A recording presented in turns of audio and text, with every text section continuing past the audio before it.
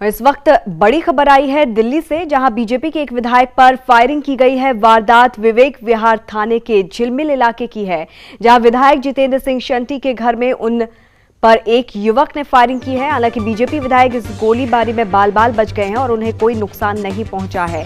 Firing की वारदात CCTV कैमरे में कैद हो गई है। पुलिस मामले की तफ्तीश में जुट गई है।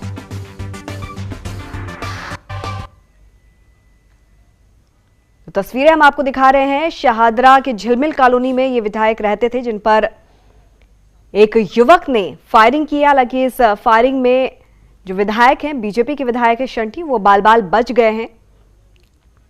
और जो युवक घर में दाखिल हुआ था, वो दरअसल कुछ डॉक्यूमेंट अटेस्ट कराने के बहाने से घर में दाखिल हुआ था।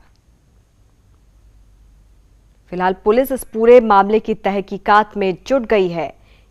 ये पूरा का पूरा वाकया सीसीटीवी में कैद हो गया है।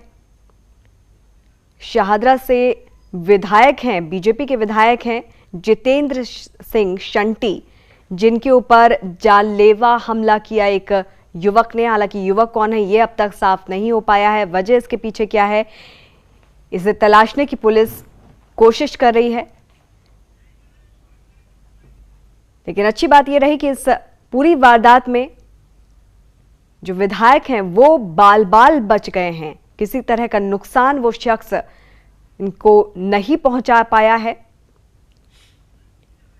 तो शाहदरा से बीजेपी के विधायक हैं जितेंद्र सिंह शंटी, जिनके ऊपर जानलेवा हमला किया गया है। पेपर टेस्ट कराने के बहाने ये युवक घर में दाखिल हुआ था और इस दौरान उसने बीजेपी विधायक पर जानलेवा हमला कर दिया।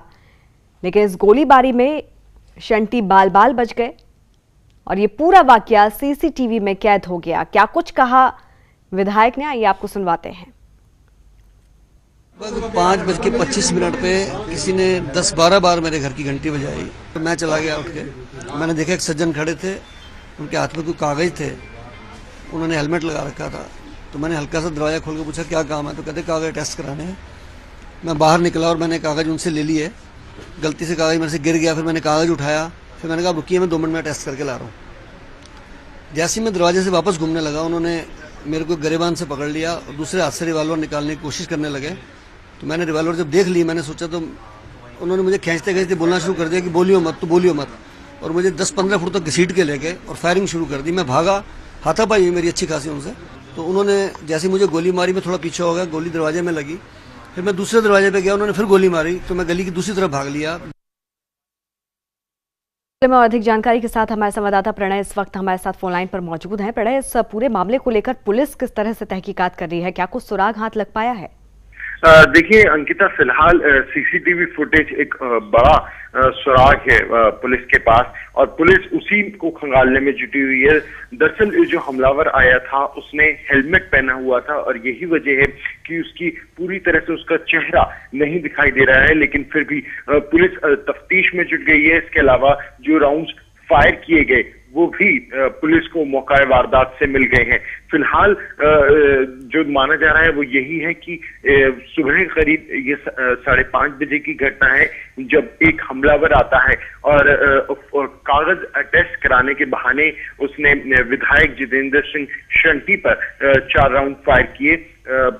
हालांकि जो इस जानलेवा हमला हुआ उसमें वो बाल बाल बच जरूर गए हैं, लेकिन फिलहाल जितेंद्र सिंह शंटी किसी से भी दुश्मनी या फिर आपसी रंजिश को मना कर रहे हैं। और यही वजह है कि अब पुलिस कई एंगल से इस मामले को जांचने में जुट गई है और ये पता लगाने में जुटी है कि आखिर वो हमलावर कौन थे और उनका मकसद क्या था।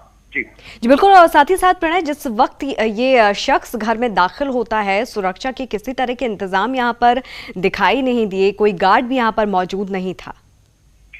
देखिए जितेंद्र सिंह शंटी अगर पहले की बात करें तो पार्षद रह चुके हैं और सामाजिक कार्यों में भी उनकी काफी ज्यादा इन्वॉल्वमेंट रही है।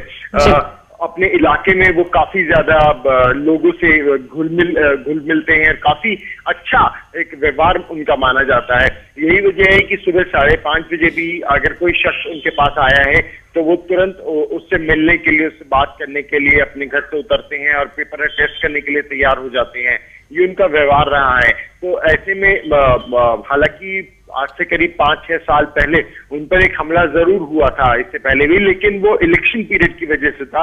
वो खुद ये मानते हैं कि वो इलेक्शन जो चुनाव लड़ते आए हैं उसके वजह से उन पर हमला हुआ था। इसका उससे कोई लेना देना नहीं है।